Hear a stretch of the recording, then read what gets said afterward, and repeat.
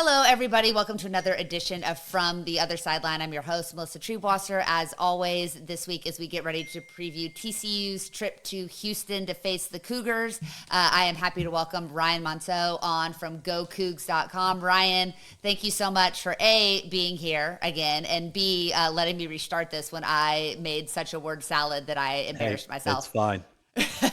But that's why we like Happens. bringing you on. Yeah, you're a true professional. You get that we aren't always that on the other side of things.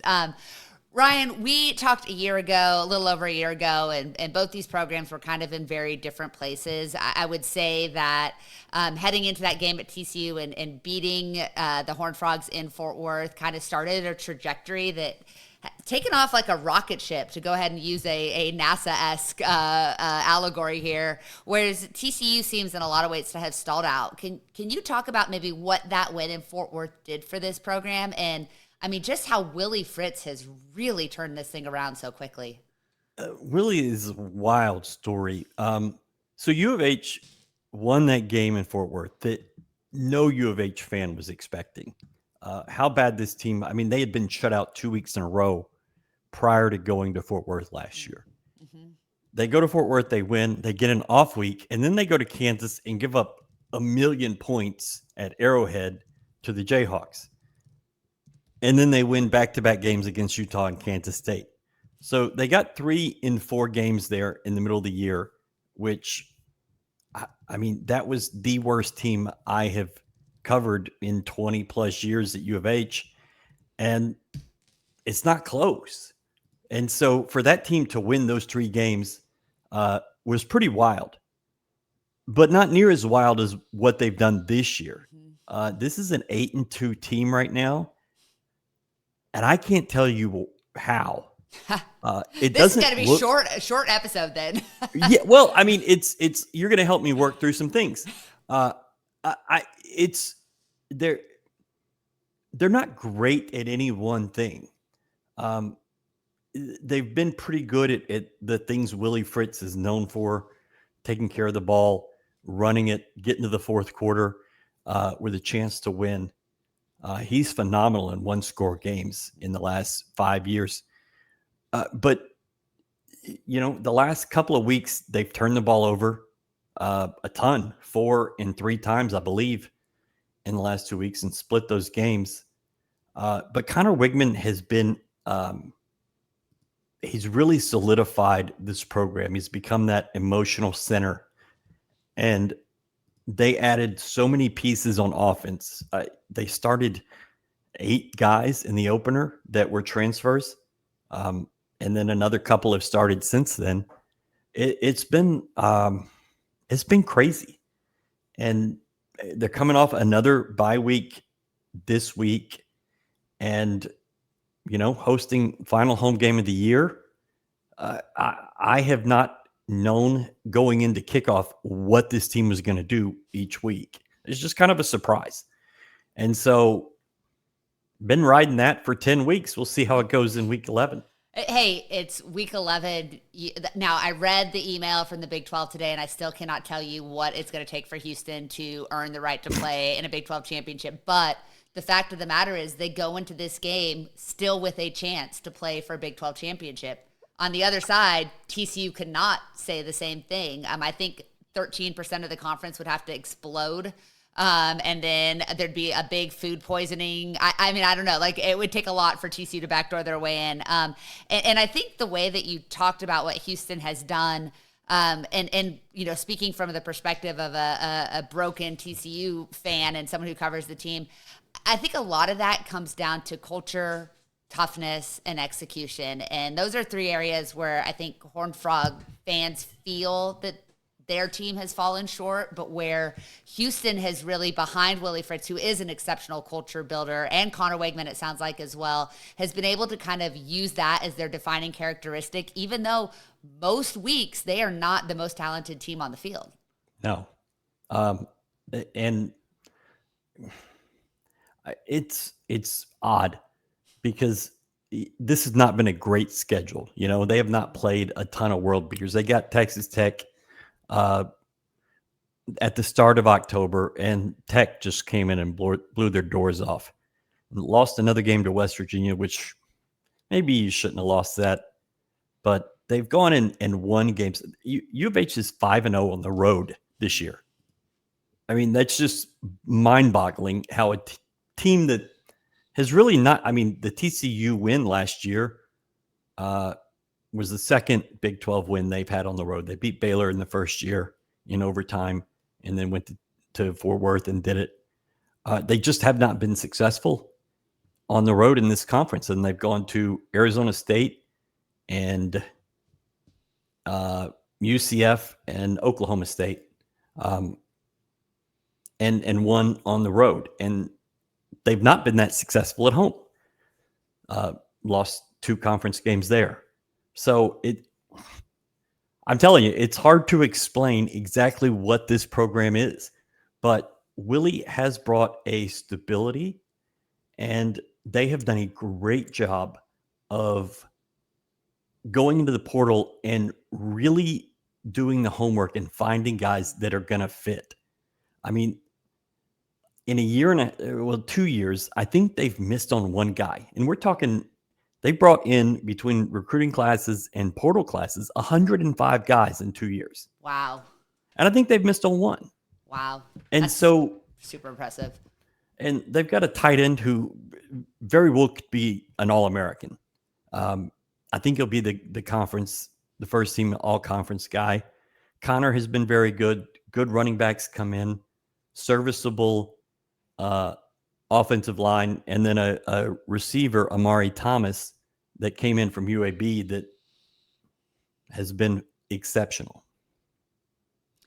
You know, I think that, and I guess I'll ask this in 2 parts, is number one, you know, I think that most people think of Houston as a commuter school. And I think there was a tweet going around a couple of weeks ago where the fan support maybe hasn't quite been there at home that you would hope for a team that, I mean, legitimately has a shot at a 10-win regular season, right? And so when you look at kind of the fan base, and look, I'm not one of those people that's like you immediately have to jump back on the bandwagon, but this team has obviously earned the respect and should be supported, but it does take time to rebuild a fan base.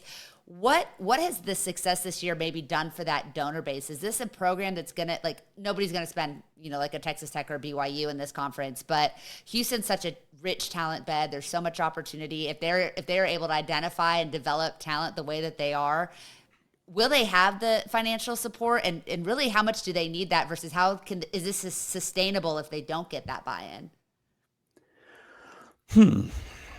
So it's going to take a year or so. Even when Tom Herman came in and went 13-1 in his first year here, they didn't sell any games out. They didn't even sell out the AAC title game that was hosted at TDECU Stadium. It's going to take a year. Willie Fritz is not a salesman. He is not a go around town and kiss up to people. It's just not who he is. And this fan base has been burned by Kevin Sumlin, Art Briles, Tom Herman. And then your last 2 hires have been trash, frankly, between Major Applewhite and Dana Holgerson. And so they've been slow to come back. Then you come into this year and you opened the season at home on a Thursday night. Not great. Your second home game was a Friday night. Not great. Texas Tech comes in, good crowd. The last 2 home games have been 11 a.m. starts. One of them the day after Halloween. It just doesn't work here. And so it's been bitten a little bit by the schedule. It hasn't worked out how they needed it to. I think they're expecting a better crowd this week. The time, the 3 p.m. start is much better for what they want to do. But I think it'll be better. I think it's just going to take a little time. You know, it took Kelvin Sampson really 8 years in a new arena to get this thing to where they expect sellouts every night. You know, you kind of talked about the schedule and who Houston has played, and, you know, they don't necessarily have kind of a marquee win, right? Like, no. Texas Tech, did not like obviously wasn't a great game, but they didn't embarrass themselves. The win at Arizona State is solid. That was that after Levitt had gotten hurt, or did he get hurt in that game? I can't remember the timeline of all of that. He got hurt in that game. In that game, okay. Yeah. He may have been hurt before then, but he got hurt in that game. That's when he.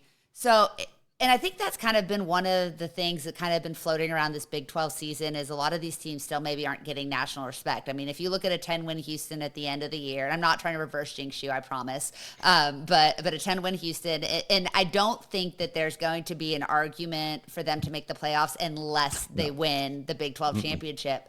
Not having a lot of marquee opponents and a lot of opportunities because of the unbalanced schedule, I think has made it hard for teams that are successful but maybe don't have a chance to announce themselves. Is that kind of the feeling around the program, or are the people that are paying attention and are bought in just so happy to see this team winning games it doesn't matter who it's against? Well, people do want to make this title game, but the West Virginia game kind of ruined that. Had U of H won that game, maybe lost another game like Arizona State, the pathway would actually be easier. But because you lost to a bottom of the barrel team, it's going to make it hard to win any tiebreakers against BYU or Cincinnati. And that's okay because you're still way ahead of schedule. You were not supposed to go from 4 wins last year to 8 and potentially building on that. I think after everything kind of cools down and the season's over, people will look back and say this team overachieved. Yeah. For sure. Where they are in the rebuild process and where they are talent-wise. I was talking to the defensive coordinator today, and we were just shooting the bull, and I said to him, I don't know what your best win is. And he kind of thought about it. He's like, yeah, I don't either. And it's just, there's no great big name wins. The Arizona State win is going to end up looking pretty good. The Arizona win is going to end up looking pretty good. But they're not going to be those top tier teams. You miss BYU this year. You miss Cincinnati this year. And that's just, I guess, how it's going to go.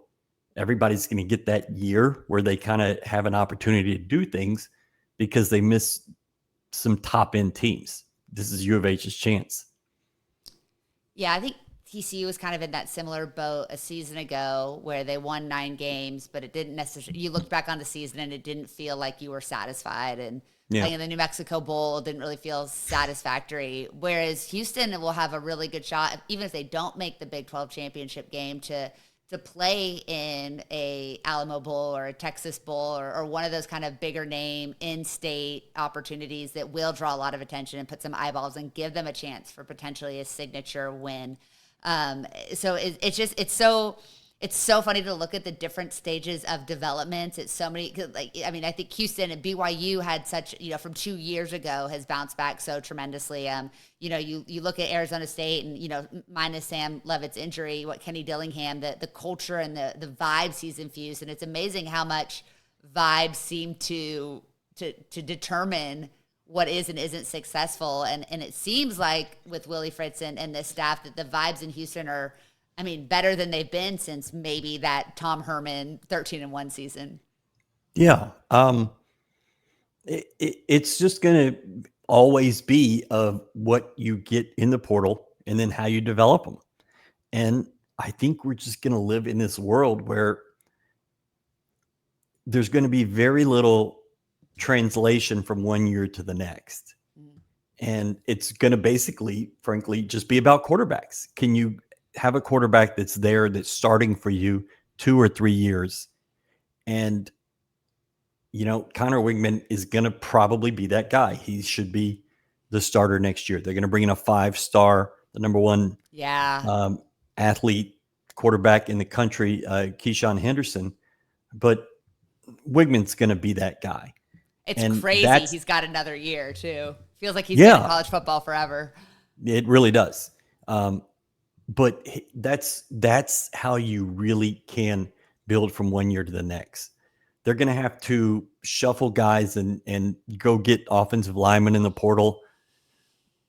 And that's just, I think, how U of H, schools like U of H and TCU are going to have to do it, at least for a little while this revenue share and NIL components, they kind of figure that out. And then if they make any changes to the transfer portal rules, that could ultimately hurt schools like these. But maybe if there's less movement, it could help too.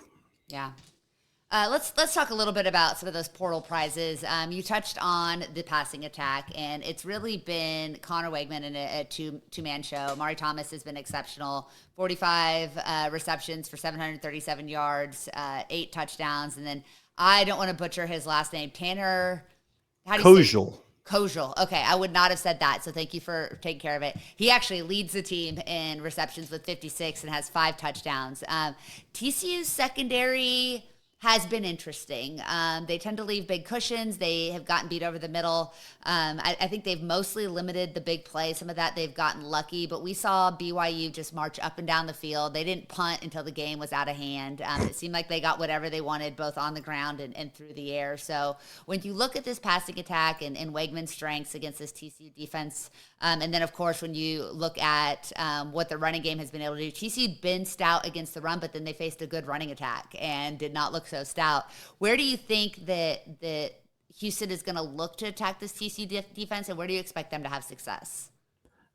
So Willie Fritz is going to try to run the ball and then run the ball and then run the ball and either punt or run the ball again. They'll use the passing game after they've built that rush attack. Every game they've won this year, they've had 200 yards rushing. So that's where they want to go. But Tanner Kojal and Amari Thomas are fantastic options, especially over the middle. Each has been, Amari Thomas has been just crazy good on third downs and on getting yardages you need to pick up. And Kojal catches virtually everything that's been thrown to him. He has one drop this year. It was on the goal line a couple of games ago. I think it was West Virginia. One drop Arizona this year? State. One drop. This year? All season? Yes, oh, my goodness. We're so cooked. And, it's a total drop, but he's got, what does he have? 56 catches, 70 targets. Jeez. So, he is 6'7", almost 6'8". He's got a radius like a power forward, and he just catches everything that comes near him. It's unbelievable that the guy was available when he was available, and where he came from Ball State. And then went and spent a semester at Wisconsin, did not like the vibe there, and turns out he was right. And came here, and him and Connor Wegman have just been in complete agreement on everything, and have been a really good tandem for this U of H team. So that doesn't make me feel great. It'll be interesting to see how they match up.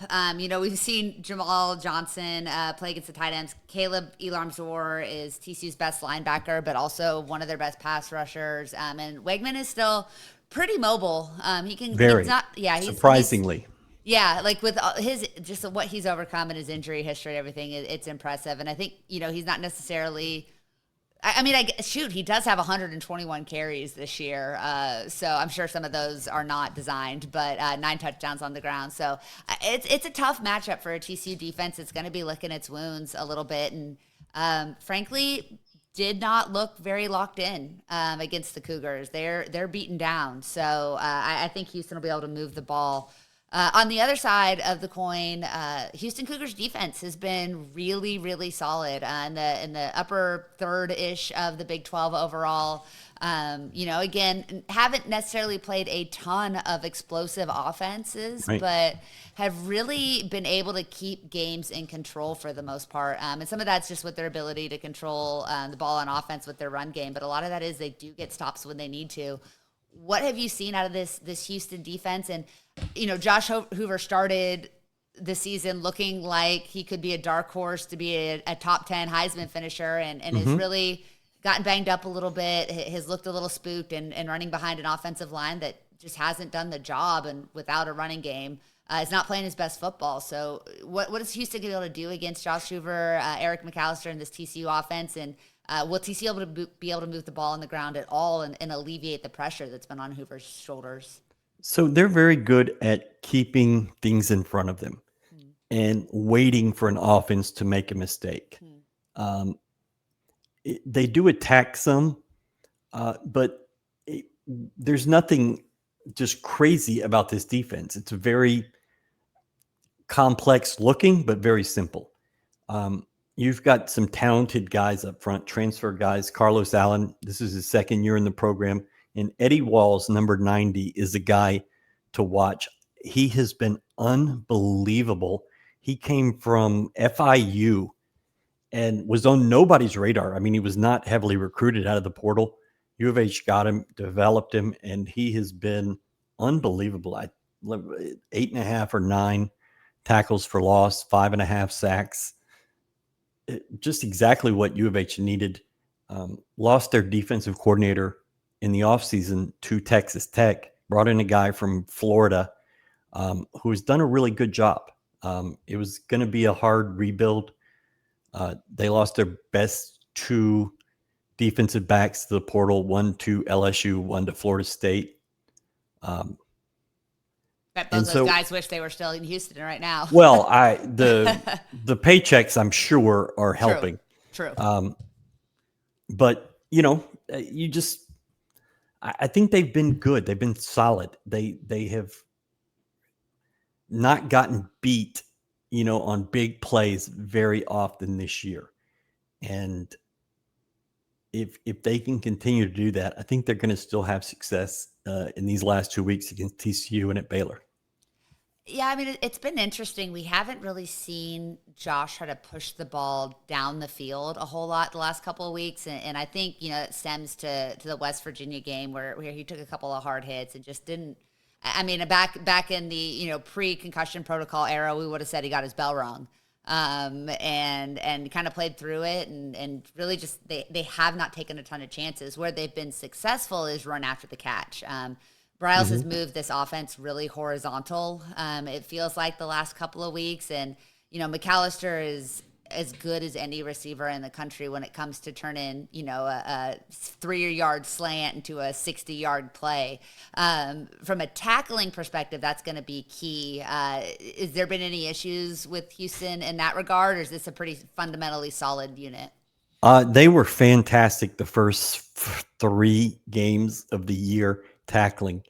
Once Texas Tech got to town, it slipped a little bit. Sure. It was good again last week in Orlando, week before in Orlando.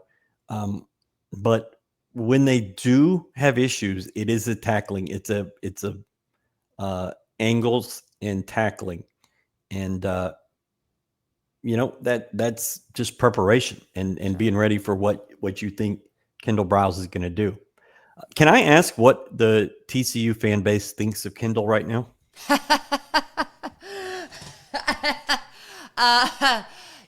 Oh man, Ryan. Yeah, I think that it's tough in a lot of ways. I think that when Sonny Dykes cashed in his cachet chips off that 2022 run to hire Kendall Briles, you saw a big divide in the fan base, and you saw people that immediately jumped to defend the hire and told you all of the reasons why KB was a great offensive coordinator, and that's Sonny's guy. And he's known him since almost birth, pretty much. And then you had the fans that were like, I can't believe this guy would bring that name to this university. And then when you saw Art start hanging around practices and you see him taking a picture with Hoover after the UNC game, there's just that kind of ick about it. But like anything in sports, if you're winning, you are willing to look past a lot of things. People can get over a lot of things. Over a lot of things. But as this offense has struggled, and I think it's now 5 of the last 7 games they've been unable to score in the first quarter. They scuffled at West Virginia. They were bad against Iowa State at home, and they were embarrassing at BYU. And it's not just the way this offense is performing, but it's just the lack of creativity and a seeming lack of preparedness to be able to attack the opposing defense. It's very much we're going to do what we do, and we're going to count on being able to out-execute. Like, that's been the Bryles offense for literally decades. The problem is they're not out-executing. They do not look like they're doing what they want to do. And so I think that a lot of people have kind of come to the conclusion that it's highly unlikely that Sonny Dykes is not the head coach in 2026. And for a lot of reasons. And I don't doubt that that's true. I think that's true. And so now you start looking for who's going to be the scapegoat if TCU ends up 7-6 or 6-6, which 7-6 right now feels difficult. 6-6 feels likely. And that's just a shocking thing, I think, for TCU fans at this moment. And so I think the Bryles offense has run stale with the fan base, and then just a lack of success has kind of gotten them more vocal. And now you start to bring up the old wounds, right? Now you start to bring up the history in the past, and now you see the people that were like, I knew we never should have hired him, and this is the karmic retribution for that decision and all of those things. And so something is gonna have to change, and you can start to now. What happened in Provo Saturday night? The defense was horrible, but prior to that point, you had at least seen signs of life from that unit, and you'd at least seen some toughness and some culture. And it feels like the offense hasn't developed positively, but instead has taken multiple steps back.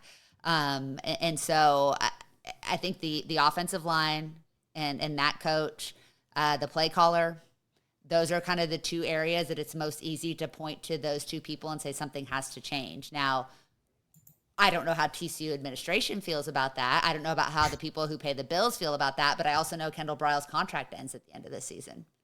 Okay. And so it very well may be, he may decide to move on for his career.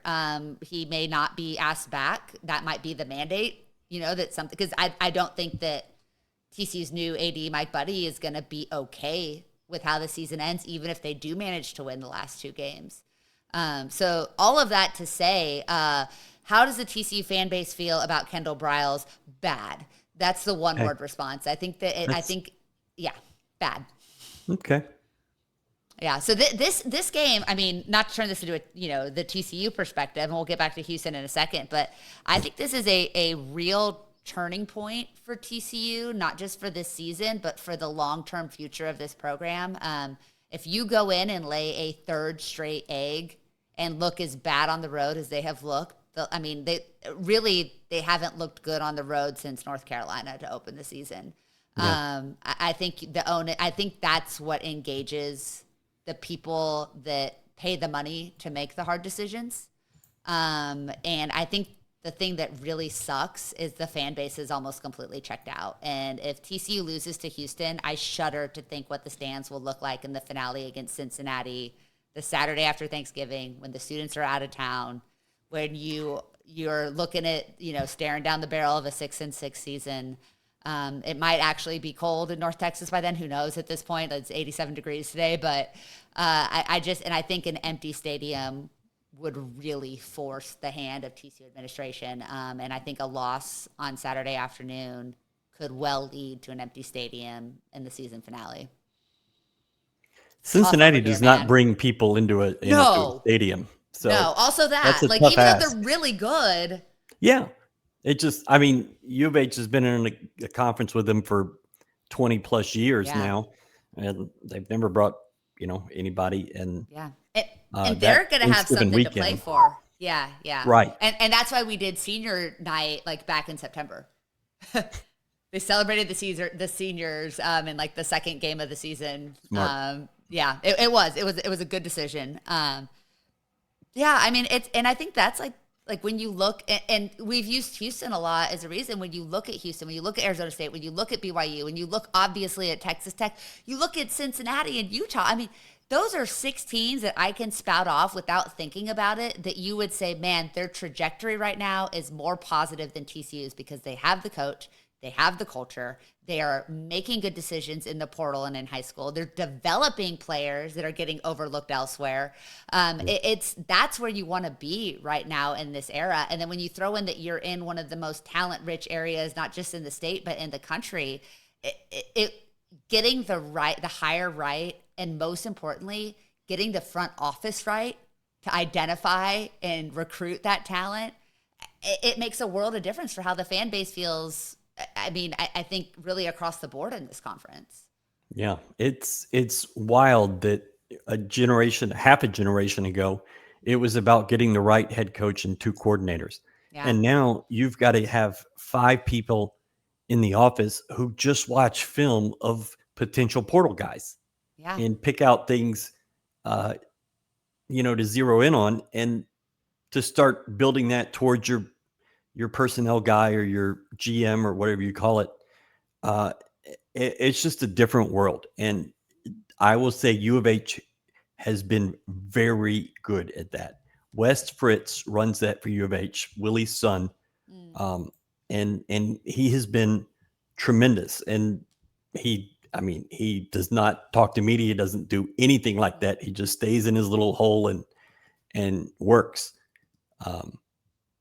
So it's different. And, I thought Sonny was a curious fit. I didn't understand why that was the way TCU wanted to go. And I mean, he had that season and you can't argue that, but it's more about what you pull together and develop year over year. And it doesn't look great in that respect. It's no longer a world where a single spark can make up for burning everything else down. And I don't think there's many, and I said the same thing. Like I look back now and I'm like, oh, the hubris, but I would trade that 2022 season for 10 years of mediocrity, but everything has changed since then. And, I think for the Big 12 right now, everybody is fighting to be the teams that matter when the next round of realignment comes, because it is coming. And, TCU is accelerating their path to R1 and AAU and doing all of those things to hopefully be considered good enough for a Big 10 potentially. I just think it's really the Big 12 is better than people give it credit for. Yes. But it doesn't have enough of a flagship university Right. in order to be respected by the people that ultimately make the decisions. And right now, the team best positioned to do that is Texas Tech. And that sucks because none of us want to root for that. But I think there's so much disappointment that TCU is not.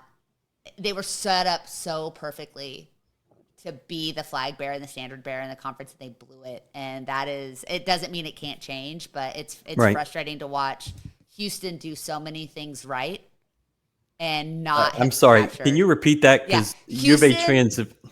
Houston is doing so many things right, and credit to Willie Fritz, who at 64 years old gets his power forward position, and immediately old dog learns new tricks and bought in and figured it out and said, "This is what we need to do," and is doing it, and they're executing at a high level. And I mean, there's not a TCU fan I know that feels good about Saturday afternoon. I think they look and they say Houston is well coached and tougher and better prepared. And unless TCU has a complete 180 from what happened in Provo, which is possible because it's college football and you just don't know, then I think that people are very nervous about this game, and rightfully so. So on that note, tell me if Houston holds serve, wins, keeps themselves in, with an outside chance of making it to Arlington, what went right for the Cougars? And if TCU kind of pulls an Uno reverse over what happened, 13 months ago and derails Houston's season and kind of rights the ship on their own, what went wrong for the Cougars? What went right is Connor Wigman holds onto the ball. Connor had 2 turnovers, as of 2 games ago. Through 8 games this season, he had 2 turnovers on the year. He now has 8. So not been a great last couple games for that department. You overcame it in Orlando and beat UCF. But you can't keep doing that. It just can't happen. they had been so good at holding on to the ball, and they he's been bad with it the last couple weeks. And so that's also how you lose it. You know, if Connor is solid and they play the same sort of game they've played 8 times this year, it'll be another win. But if he turns the ball over like that, and I respect Kendall. Have a relationship with him going back to when he was in college at U of H, and then when he came back as OC. He knows he's on that hot seat, and he also loves coaching games in Houston. Yeah. So you got to be ready for him to pull out all the tricks. And I think Willie respects Sonny Dykes and that lineage, and then some of the guys you have on staff, Andy Avalos and Randy Clements, guys that have been around this state for a long time. So I think U of H just has to play a smart, clean game. And if you can do that, they'll take it to the fourth quarter and take their chances there. Yeah, I think that's a pretty fair assessment. Before I let you go, I told you I wanted to just barely touch on basketball. Houston has another powerhouse team. Kelvin Sampson just keeps getting it done. That's a program that the university has really invested in and will continue because they're national title contenders. How good is this version of the Cougars when it comes to hoops? And what are kind of your expectations for this team's ceiling?